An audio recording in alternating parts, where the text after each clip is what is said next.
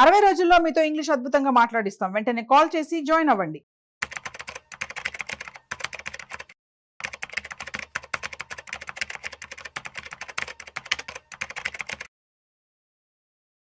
నమస్తే, welcome to Suman TV. నేను Udayasri. Present మనతో ఉన్నారు సీనియర్ స్టాక్ మార్కెట్ అనలిస్ట్ ప్రభు మాలింపాటి గారు. మాట్లాడదాం. హలో అండి, welcome to our studio. Hi అండి. యా ప్రభు గారు, టాప్ 50 అని అంటే నిఫ్టీ 50 స్టాక్స్. ఈ టాప్ 50 నిఫ్టీ 50 స్టాక్స్లో టాప్ 10 స్టాక్స్ని సెలెక్ట్ చేసుకోవాలంటే ఎట్లా? అసలు నిఫ్టీ 50లో స్టాక్స్ని ఇన్వెస్ట్ చేయొచ్చా? 100% చేయొచ్చండి. ఎలా చేయాలి? నిఫ్టీ 50 స్టాక్స్ 50 ఉంటాయి దాంట్లో. అంటే ఏదైతే వాల్యూమ్ ఎక్కువ ట్రేడ్ అవుతుందో, టర్న్ ఓవర్ ఎక్కువ అవుతుందో, ప్లస్ మార్కెట్ క్యాప్ ఎక్కువ ఉందో, అది సెబీ సెలెక్ట్ చేసి కొన్ని స్క్రిప్ట్స్ని ఒక నిఫ్టీ దాంట్లో యాడ్ చేస్తారు. సో దాంట్లో ఇప్పుడు మామూలుగా స్క్రిప్ట్లు కొనాలనుకోండి, సెక్టర్ వైజ్గా కొనాలంటే మనం డబ్బులు ఎక్కువ పెట్టాలి. అదే నిఫ్టీలో పెట్టామనుకోండి, దాంట్లో బ్యాంక్ స్టాక్స్ ఉంటాయి, ఎఫ్ఎంసీజీ ఉంటాయి, ఆల్ ఐటీ స్టాక్స్ ఉంటాయి, అన్ని సెక్టర్స్ ఉంటాయి, రిలయన్స్ ఉంటాయి, లార్జ్ క్యాప్స్ ఉంటాయి, అన్నీ ఉంటాయి. దాంట్లో ఏవైతే ఎక్కువ టర్న్ ఓవర్ అవుతుంది, మార్కెట్ క్యాప్ ఎక్కువ ఉంది, కొన్ని రూల్స్ అండ్ రెగ్యులేషన్ పారామీటర్స్ ఉన్నాయి. అవి కొన్ని డిలీట్ అవుతూ ఉంటాయి, కొన్ని మళ్ళీ ఎంటర్ అవుతూ ఉంటాయి. అది సెబీ 6 monthsకి మళ్ళీ మొత్తం ఇచ్చేసుకొని మళ్ళీ మార్పులు చేర్పులు చేస్తూ ఉంటుంది. ఎప్పుడు మనం డైరెక్ట్గా పెట్టినప్పుడు ఇవన్నీ స్టాక్స్ కొనాలంటే అమౌంట్ ఎక్కువ కావాలి, ఎక్కువ ఇన్వెస్ట్మెంట్ పెట్టాలి. అదే నిఫ్టీలో పెట్టాలంటే నిఫ్టీ ఫ్యూచర్ తీసుకుంటే రిస్క్ ఎక్కువ. ఎందుకంటే ఈక్విటీకి నెక్స్ట్ అడ్వాన్స్ స్టెప్ ఏంటి? ఫ్యూచరు. అంటే ఈక్విటీ కొన్నప్పుడు ఒక షేర్ మనం కొంటాం, అదే ఫ్యూచర్ కొనాలంటే ఒక లాట్ కొంటాం, ఒక లాట్కి మార్జిన్స్ ఎక్కువ ఉంటాయి. సో మార్కెట్ పెరుగుతున్నప్పుడు పెరుగుతుంది, తగ్గుతున్నప్పుడు తగ్గిపోతూ ఉంటుంది. ఎందుకంటే unlimited profits, unlimited loss. Month end ఏదైనా క్యారీ ఫార్వర్డ్ చేయాలి. సో మనకి దగ్గర తక్కువ అమౌంట్ ఉండి బరాబర్ అమౌంట్ ఉంది, 1,50,000 కావాలి, 1,50,000 ఉంది, మార్కెట్ పడినప్పుడు మార్జిన్ తగ్గుద్ది, మార్జిన్ కట్టాలి. కట్టలేకపోతే పొజిషన్ గాన్, అంటే ఆ లాస్ పోయినట్టు. అట్లా కాకుండా ఎట్లా చేయాలి అన్నప్పుడు నిఫ్టీ ఈటీఎఫ్స్ ఉంటాయి, నిఫ్టీ ఈటీఎఫ్స్ ఉంటాయి. వాటిల్లో ఇన్వెస్ట్మెంట్ చేస్తే అన్ని స్టాక్స్లో ఇన్వెస్ట్మెంట్ చేసినట్టు లెక్క. టోటల్ నిఫ్టీలో ఉన్న 50 స్టాక్స్లో అన్నిట్లో ఇన్వెస్ట్మెంట్ చేసినట్టే కదా, ప్రతి దాంట్లో ఇన్వెస్ట్మెంట్ చేసినట్టే కదా. ఇప్పుడు మన తరపున వాళ్ళు ఏం చేస్తారు, నిఫ్టీ స్టాక్స్లో డబ్బులన్నీ ఇది కలెక్ట్ చేసుకొని తీసుకెళ్లి స్టాక్స్లో ఇన్వెస్ట్ చేస్తారు. అంటే ప్రతి దాంట్లో మన ఇన్వెస్ట్మెంట్ ఉన్నట్టే కదా. సో అది మెయిన్. అట్లా డైవర్సిఫైడ్ ఉంటుంది కాబట్టి నిఫ్టీలో సెక్టార్స్ 13 సెక్టార్లు తీసుకుంటే ప్రతిరోజు 13 సెక్టార్లు పెరగవు కదా, బ్యాలెన్స్ అవుతూ ఉంటాయి, కొన్ని పెరుగుతుంటాయి, కొన్ని తగ్గుతూ ఉంటాయి. అందుకనే అదే బ్యాంక్ నిఫ్టీ తీసుకోండి, 12 స్టాక్సే ఉంటాయి, మొత్తం బ్యాంకులే. బ్యాంకులు పడ్డాయా అంటే అది తగ్గిపోతుంది, రిస్క్ ఎక్కువ. అదే నిఫ్టీలో అయితే ఐటీ స్టాక్స్ పడ్డాయి, ఎఫ్ఎంసీజీ పెరిగినాయి, ఫార్మా పెరిగింది, అప్పుడు ఏమవుతుంది, బ్యాలెన్స్ అవుతూ ఉంటుంది. అంటే ఎక్కువ లాస్ కనపడదు. అదే బ్యాంకులు అంటే కోర్ బ్యాంకింగ్ ఉంటే ఆ సెక్టర్ పడినప్పుడు మొత్తం అది డౌన్ అవుతుంది. సో బ్యాలెన్సింగ్గా రిస్క్ తక్కువ ఉండాలంటే నిఫ్టీ ఈటీఎఫ్లో పెట్టుకుంటే మంచి రిటర్న్స్ వచ్చే అవకాశాలు ఉంటాయి. ఆ దాంట్లో ఇండివిజువల్గా మనం చేసుకోవాలంటే ఏమేమి స్టాక్స్ ఉంటాయి అంటే, మీరు అన్నట్టు మేజర్ 10 అంటే లార్జ్ క్యాప్సే ఉంటాయి.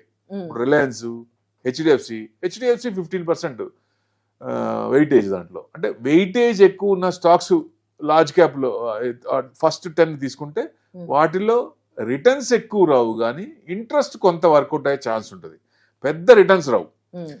సేఫ్టీగా ఉంటుందండి, క్యాపిటల్ సేఫ్టీగా ఉన్నట్టు. ఎందుకంటే లార్జ్ క్యాప్ నిఫ్టీ పడినప్పుడు మళ్ళీ పెరుగుతుందిగా, అందుకని బ్యాలెన్స్ అవుతూ ఉంటుంది, కానీ రిటర్న్స్ ఎక్కువ. మీకు రిటర్న్స్ ఎక్కువ రావాలంటే మిడ్ క్యాప్, స్మాల్ క్యాపే బెస్ట్.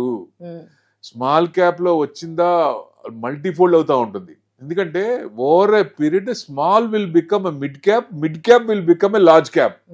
అంటే మన స్మాల్ క్యాప్లో టైం ఇచ్చి దాంట్లో ఒక 10 ఏళ్ళలో 20 ఏళ్ళలో దాంట్లో ఉంటే అది లార్జ్ క్యాప్ అయినప్పుడు ఎంత డబ్బులు వస్తాయి మనకి, ఎంత పెరిగినట్లు లెక్క. ఇన్ఫోసిస్ ఒకప్పుడు ఒక్క షేర్ కొని 20 ఏళ్ళ కింద ఇన్ఫోసిస్ ఒక షేర్ కొంటే అది బోనస్, డివిడెండ్, లేకపోతే స్ప్లిట్ అయినాయి, ఇవాళకి ఎన్ని షేర్లు అని ఎన్ని కోట్లు వచ్చి ఉండాలా. సో ఎక్యుయేషన్ ఎక్కువ అవుతుంది, వెల్త్ క్రియేట్ అవుతుంది. ఎందుకంటే మన ఇన్వెస్ట్మెంట్ యాంగిల్లో ఎవరైనా సరే ఆ యాంగిల్లో చూసినప్పుడు మంచి ఫండమెంటల్స్ టాప్ 10 అనే కాదు నిఫ్టీ 50లో ప్రతి స్టాక్ తీసుకోవచ్చు. ఆ స్టాక్ తీసుకొని కొన్ని స్టాక్స్ ఉంటాయి. ఇప్పుడు జొమాటో కూడా నిఫ్టీలో ఉంది. ఎందుకుంది? టర్న్ ఓవర్ ఎక్కువ అవుతుంది, దాని ప్రకారం కొన్ని పారామీటర్స్ ఉంటే తీసుకుంటారు. బట్ జొమాటో అంత మంచి కంపెనీ కాదు కదా. ఇప్పుడు నెక్స్ట్ 2 months లో జొమాటో కూడా మళ్ళీ ఎగ్జిట్ అయ్యే ఛాన్స్ కూడా ఉంది. బయటకు వచ్చి మళ్ళీ కొత్తది ఎంటర్ అవుతుంది వేరేది. అట్లాంటివి కాకుండా మంచి స్టాక్స్, ఆ ప్రోడక్ట్ డిమాండ్ ఉందా లేదా, ఆ ప్రోడక్ట్ బాగుందా పోతుందా లేదా, అలాంటి స్టాక్స్ పెట్టుకుంటే డెఫినెట్ గా వాటిలో ఇన్వెస్ట్మెంట్ చేస్తే నిఫ్టీలో మనకి నచ్చిన 50లో అన్నీ మనం చేయలేం కాబట్టి కొన్ని మనకి నచ్చిన స్టాక్స్ సెలెక్ట్ చేసుకుని దాంట్లో ఇన్వెస్ట్మెంట్ చేసినా ఓకే, లేదా ఈటీఎఫ్ లో పెట్టినా ఓకే, నిఫ్టీ ఈటీఎఫ్ లో పెట్టినా ఓకే. లాంగ్ టర్మ్ లో మంచి రిటర్న్స్ వస్తాయి. ఎందుకంటే లక్షాధికారి అవ్వచ్చు చిన్న అమౌంట్ తోనే. 2000 5000 పెట్టుకుంటేనే మీకు 12% 15% ఇదివరకు ఇచ్చేయి. ఏది మ్యూచువల్ ఫండ్స్ 15% ఇస్తేనే మీకు 80 to 90 lakhs 25 years టార్గెట్ పెట్టుకుంటే. అదే మీకు 10,000 చేస్తే ఎంత అమౌంట్ వస్తుంది? 5 కోట్లు ఎటు పోవు. 10,000 పర్ మంత్ చేసుకుంటే 20% అబోవ్ వస్తున్నాయి. ఇప్పుడు ఈవెన్ ట్యాక్స్ ఫండ్స్ కూడా రిటర్న్స్ ఎక్కువ వస్తున్నాయి. ఒకప్పుడు ట్యాక్స్ కోసమే, ట్యాక్స్ బెనిఫిట్ కోసమే దాంట్లో చేసేవాళ్ళు. But tax funds also giving 18 to 20% nowadays. So future లో ఇంకా ఆర్టిఫిషియల్ ఇంటెలిజెన్స్ కూడా వస్తుంది. అది కూడా ఇన్వెస్ట్మెంట్ చేస్తే ఆరాంగా ట్రేడింగ్ యాంగిల్ వదిలేసి ఇన్వెస్ట్మెంట్ యాంగిల్లో చూసుకుంటే మంచి రిటర్న్స్ వచ్చే అవకాశాలు ఉంటాయి. ఇప్పుడు లాస్ట్ ఒక క్వాంటమ్ ఫండ్ 1,00,000 ఇన్వెస్ట్మెంట్ చేస్తే ఆ సంవత్సరం 1,62,000 62% ఇచ్చింది. సెబీ కూడా తవ్వకాలు మొదలుపెట్టి అసలు ఏం చేశారు వీళ్ళు, ఏదో మ్యానిపులేషన్ ఏమైనా చేశారా అని చూసి ఏమి దొరక్క ఇంప్లిమెంట్ చేశారు వాళ్ళు. Quantum mutual fund 62% per year last year. ఈ సంవత్సరం మళ్ళీ ఎంత ఉందో చూడాలి. అంటే ప్రతి సంవత్సరం 62 వస్తుందంటే వాళ్ళు చేసుకునే ఇదిని బట్టి ఉంటుంది, చేసే స్టెప్ ఫార్ములాస్ బట్టి ఉంటుంది, ఎక్కడ ఇన్వెస్ట్మెంట్ చేస్తారు, రైట్ టైం చేస్తున్నారు. లాస్ట్ ఇయర్ మటుకు మంచి రిటర్న్స్ వచ్చినాయి. ఎక్కడ నెగిటివ్ ఎక్కడా లేదు.